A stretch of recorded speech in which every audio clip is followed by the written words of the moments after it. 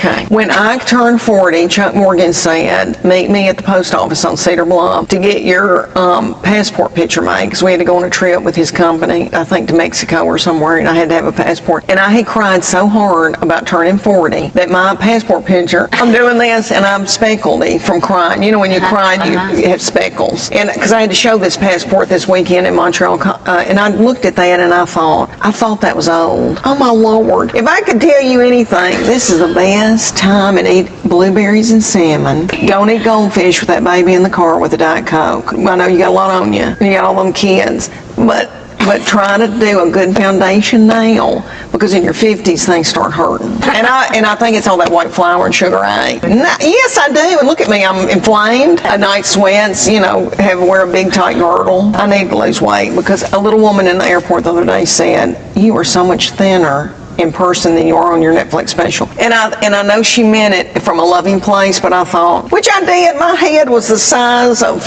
the bijou, my breast. But anyway, okay. I know people are, but she was sweet. She had on a capri. Oh, bless her. I know, she didn't mean it ugly. Okay, Chuck Morgan and I met at the University of Tennessee, and let me go back and say this. I always in my heart knew I was going to be in show business. I thought I was going to be a movie star. Might happen. But as a little bitty child in Adams, Tennessee, 500 people on the Kentucky-Tennessee border outside of Nashville, in my heart, I feel like God revealed it to me that I was going to be in show business. But then I also would think, am I crazy? Nobody else talks about this. And I remember going through high school and telling my friends I'm going to Hollywood. And but then I did, I was a little country kid. I didn't know how to go to Second City. I was a big fan of Saturday Night Live, but I could have never.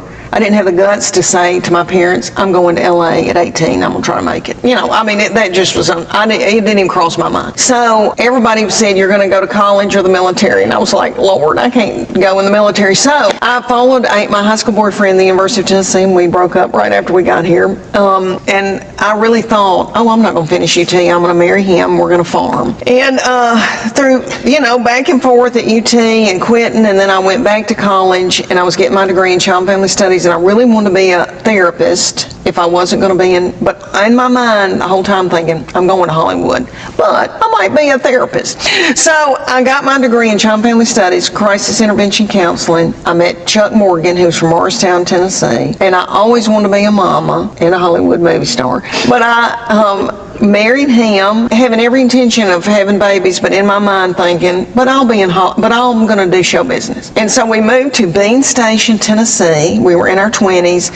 He bought a used mobile home business that refurbished mobile homes in Bean Station behind the post office. Moved me there, and I am a people person. It was very difficult for me. I didn't know anybody. He worked all the time. I had his own business. My friend in Nashville said, I'm selling this jewelry like Mary Kay and Tupperware. It's called Premier Jewelry. You would be wonderful at it, Leanne. You'll meet people and you can make a little money. Because by then I got pregnant with Charlie, my oldest, who's going to be 30 this year, and I wanted to nurse him and stay at home. So I started selling jewelry, and I didn't even care about jewelry. And I started selling jewelry for this company out of Dallas, and I had my host party where I invited all my friends from church, and I was, pitting out in a denim. I wore a denim shirt with a skirt and a wrap skirt, and I had a spiel I was supposed to tell, and then people were going to book parties from that, and then that's how it got going. Well, and I was so nervous and all that, but I know that I probably used humor in it, but I booked parties. Well, I started booking like a year in advance. Women thought I was funny, because I'd go to somebody's house and schlep this big case, and I'd put it out on the card table, and they were like 1999 earrings and that kind of thing. Who doesn't love a 1999 earring?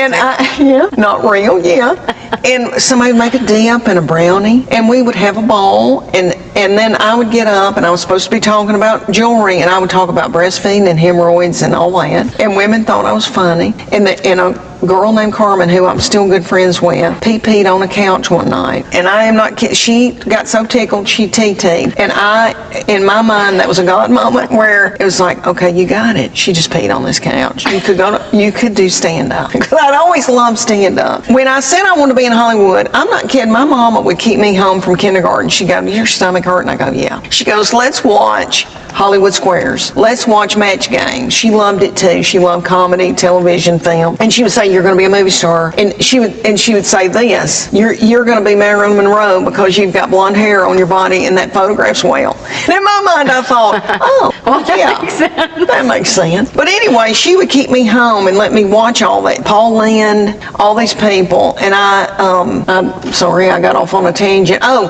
but so anyway, I'm back. I've always loved it. And I can go back to times where I thought, I've got something. I can do it. I can do it. I don't know how, but I can do it. But that was one of the moments where I thought, all right, I have something. The company noticed, started asking me to speak at their big things, like at Opryland Hotel, regional thing. I'd be in front of all women. I'd breastfeed. By then I had Maggie, my middle one, who's 27.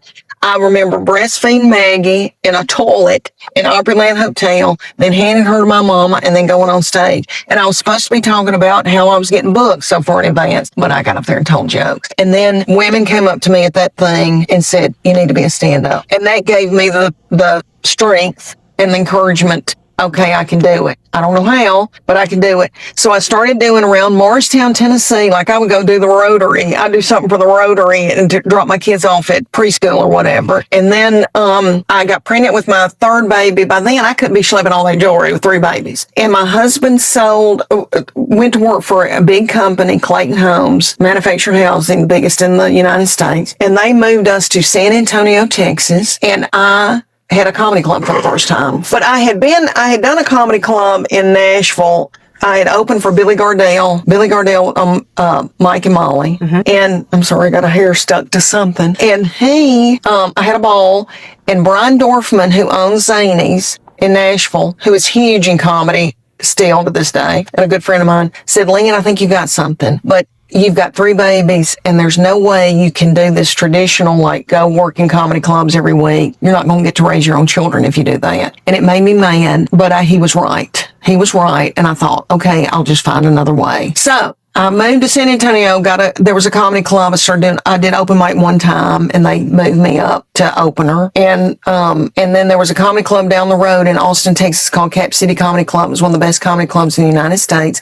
Rich Miller owned it, who was Dennis Miller from Saturday Night Live brother. Their other brothers, Jimmy Miller, who has Will Ferrell, Ellen DeGeneres, all these people. They sent my CD. I had my first CD that I shot in a mobile home park in Halls. A picture of me holding a baby in front of a trailer. And they sent it to Jimmy, and I got my first deal with ABC and Warner Brothers for a sitcom. Paula Deen was going to play my mother. By then, we had moved back to Knoxville, and I was on tour with the Southern Fried Chicks, and it was me and 2 other female comedians, and we worked the Tennessee Theater and came through here. But anyway, things were happening for me. Like I couldn't do comedy clubs like traditional stand-ups do, but things were happening for me, and I got signs that, I've got something. I was 38 in San Antonio and just turning, probably 40 when I came back here. We came back here in 2004. Oh, babies and my husband traveled all over. By then he had been promoted to come back to Knoxville. That's why we came back. And he was over a fourth of the United States for Clayton Homes. So he traveled Monday through Thursday or Tuesday through Friday. So I was the one that picked them up and did all that. So I tried to do, like you talk about, we would be together at events and stuff. I wanted to do, thank God for Knoxville hiring me to do things that I could do around just to keep my foot in it, my toe in it. Yes. And knowing that I did work like 5 clubs a year, but I just could not go out on the road and not raise my own children. Yeah. I didn't want that. I couldn't. I mean, women have done it and it's been really hard on them. And I didn't want to do that. I wanted to raise my children.